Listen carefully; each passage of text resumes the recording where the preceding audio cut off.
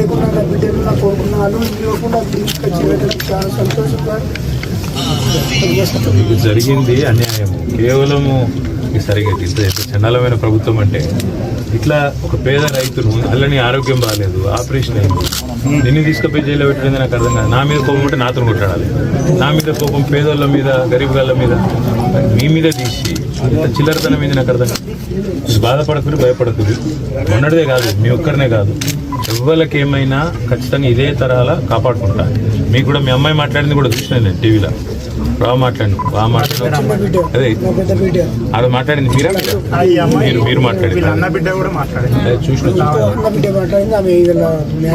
Sorry Rayanna, నా వల్ల నీకు ఇబ్బంది అయింది, నా మీద కోపంతో నీ మీద పడ్డారు. బాధపడక కాకపోతే అన్న ఇగో పేరుకు రెడ్డివి కానీ పేదోండి.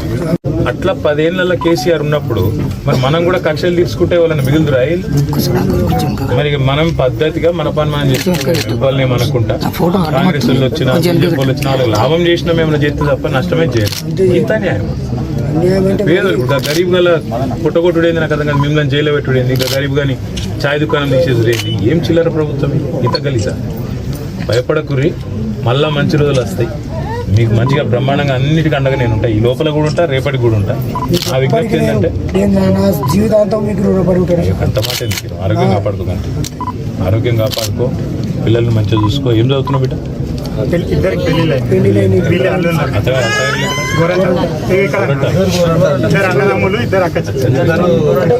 ఒకటే ఇల్లు గోరంటాలు, అది కూడా రవీంద్రరావు గారికి బాగా దగ్గర అయితే పిల్లలు ఉన్నారా?